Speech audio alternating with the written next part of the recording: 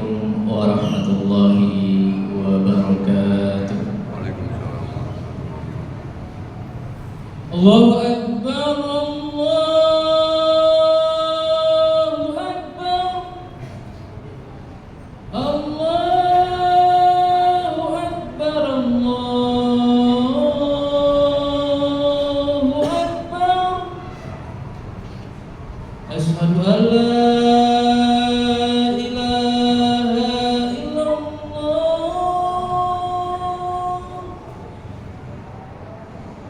أشهد أن لا إله إلا الله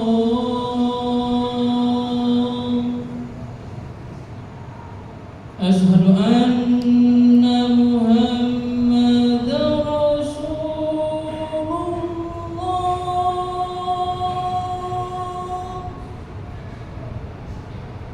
أشهد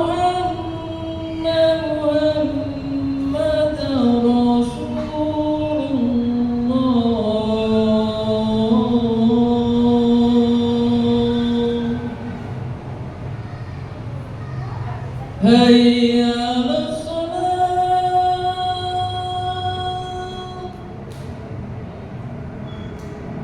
hayya 'alas salat,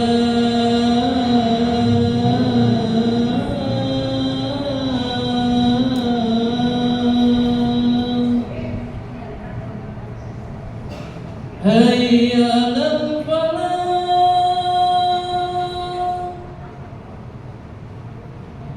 hayya 'alal falah.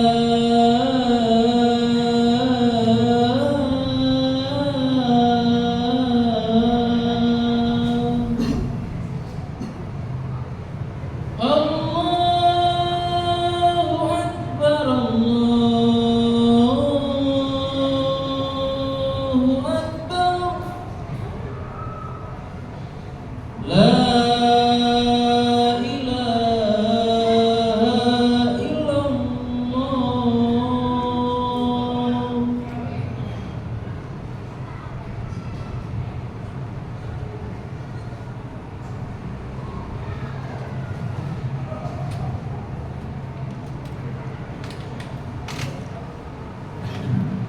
Alhamdulillahilladzi waffaqa man syaa'a min khalqihi bini'amihi wa karamihi wa khadala man syaa'a min makhluqatihi bimasyiatihi wa 'adlihi. Asyhadu an la ilaha illallah wahdahu la syarika lah wa asyhadu anna sayyidana wa habibana wa 'azimana wa qaidana wa qurrati a'yunina Muhammadin sallallahu alaihi wasallam wa ala alihi wa sahbihi wa man tabi'ahum bi ihsanin ila yaumiddin. Amma ba'du, fa ya ibadallahil muttaqun, usikum wa iyaya nafsi bitaqwallahi wa ta'atihi la'allakum tattaqun. Haitsu qala Allah ta'ala fi kitabihil aziz, a'udzu billahi as-sami'il 'alim minasy syaithanir rajim. Ya ayyuhalladzina amanu taqullaha haqqa tuqatih wa la tamutunna illa wa antum muslimun. Ya ayyuhalladzina amanu taqullaha wa qulu qawlan sadida yuslih lakum a'malakum wa yaghfir lakum dhunubakum wa man yuti'illaha wa rasulahu faqad faza fawzan 'azima. Ya ayyuhalladzina amanu taqullaha wal tanzur nafsum ma qaddamat lighad wattaqullaha innallaha khabirun bima ta'malun. Wa qala Rasulullah sallallahu alaihi wasallam fi ahsani hadithi, ittaqillaha haitsu ma kunt wa atbi'is sayyi'atal hasanata tamhuha wa khaliqin nas bi khuluqin hasanin. Jamaah salat Jumat Masjid Al-Qawi rahimani wa rahimakumullah. Tiada kata, tiada kalimat yang pantas dan patut kita ucapkan pada kesempatan yang berbahagia ini kecuali puja, puji, syukur kita kehadirat Allah Subhanahu wa ta'ala. Pujian terbaik kita, puji yang teragung kita untuk Maha yang agung, yang patut kita puji dan yang kita sembah satu-satunya. Segala puji bagi Allah Subhanahu wa ta'ala atas nikmat yang Allah telah berikan kepada kita, wabil khusus nikmat iman, nikmat Islam, dan juga pastinya disertai dengan nikmat-nikmat yang lainnya. Tentunya dengan nikmat tersebut kita masih terpanggil hati kita. Kita masih mampu untuk melangkahkan kaki-kaki kita, memanggil, menyambut seruan Allah Subhanahu wa ta'ala, hayya 'alas shalah, hayya 'alal falah. Esensi dari panggilan ini bukan hanya sekedar semata kita datang ke tempat yang mulia ini untuk melepaskan tanggung jawab kita sebagai seorang muslim, yaitu melaksanakan ibadah sholat Jumat.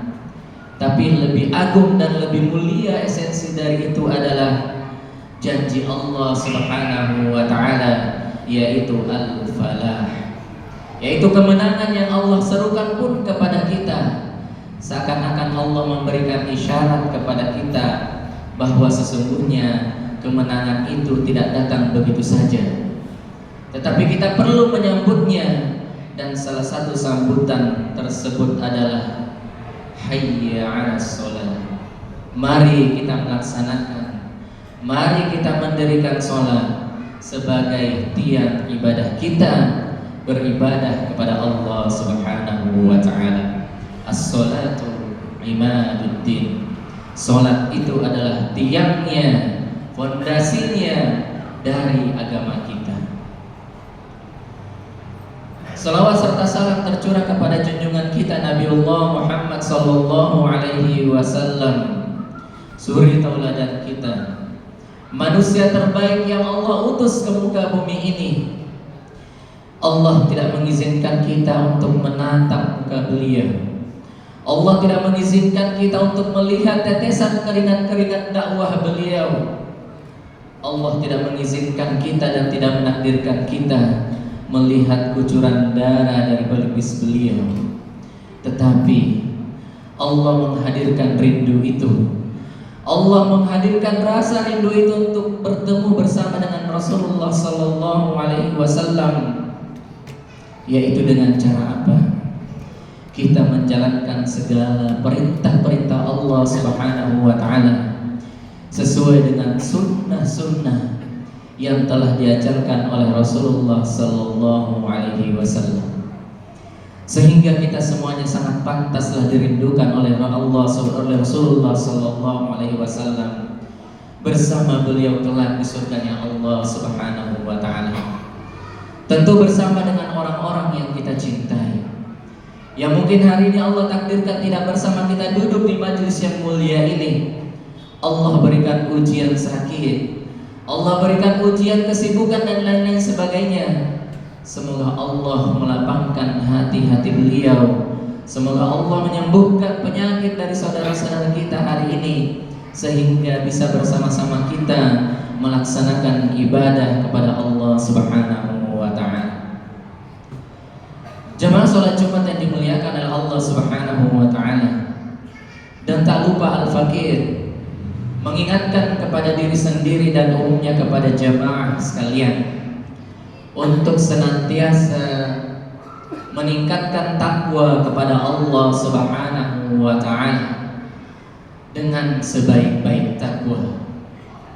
Allah Subhanahu wa ta'ala mengingatkan kita, wa tazawwadu fa inna khairaz zadi taqwa.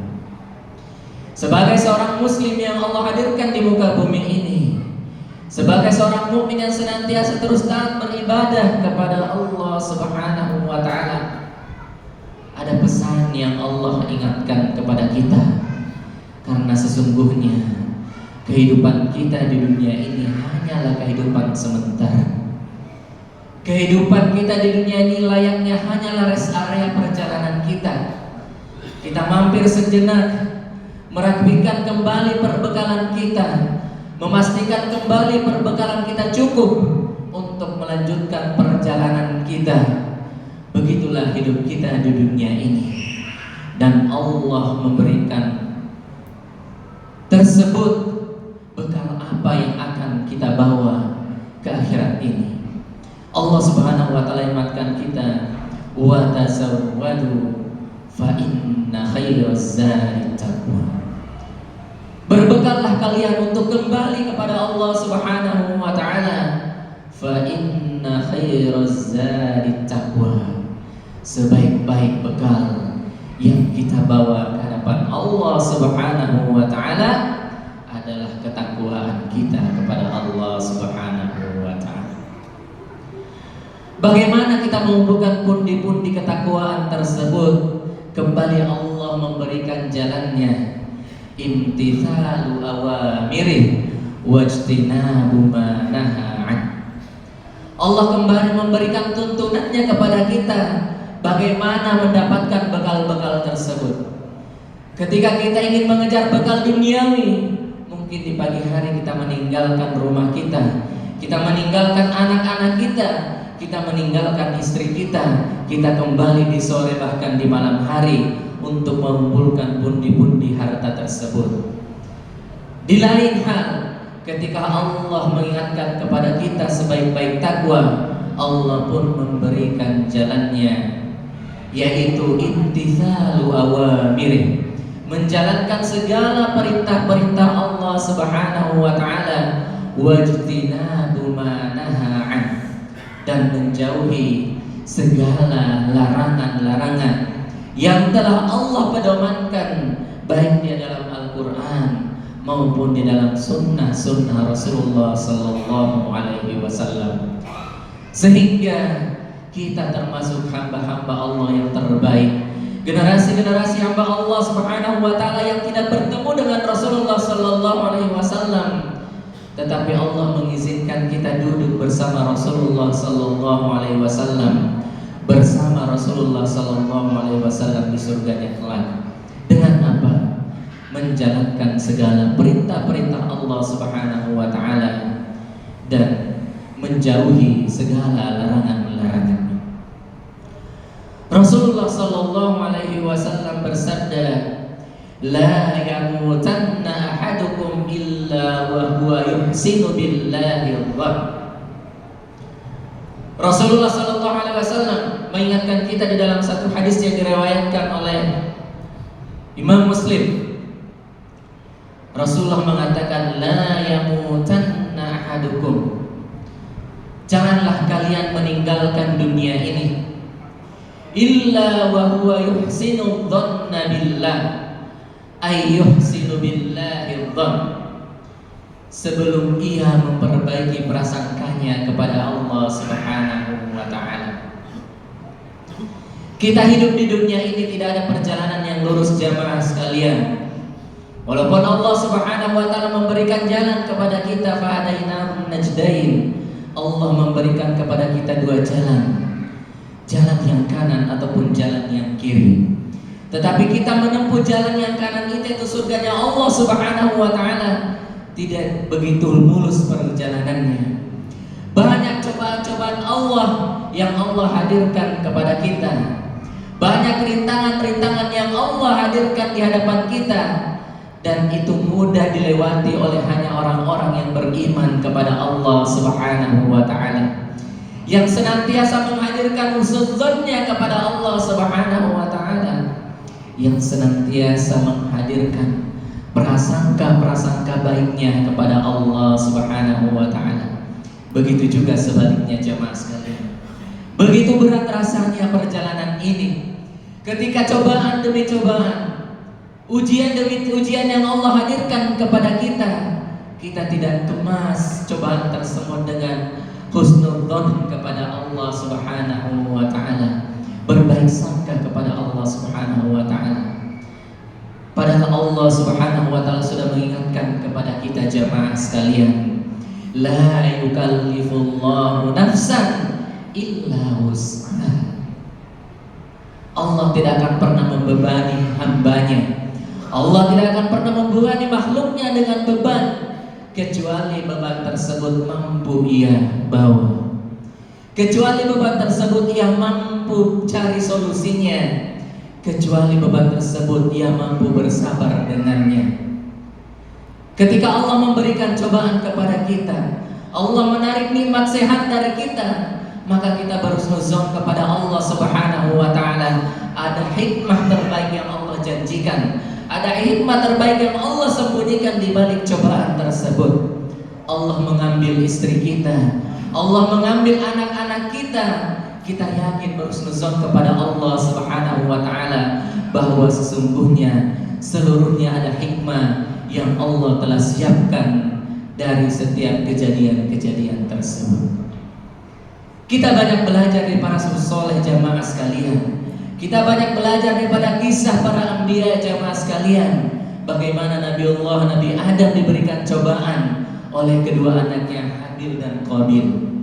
Ketika Qabil membunuh kakak saudaranya Habil karena rasa iri ketika kurbannya Habil diterima oleh Allah Subhanahu wa taala karena berdasarkan keikhlasannya kepada Allah Subhanahu wa taala. Sementara Qabil berbuat baik hanya karena ingin dipuji oleh sesama saudaranya pada saat itu. Bagaimana ujian Nabi Nuh alaihissalam, bagaimana ujian Nabi Yunus alaihissalam yang melewati 3 kegelapan. Gelapnya malam, gelapnya samudra, dan gelapnya di dalam perut ikan.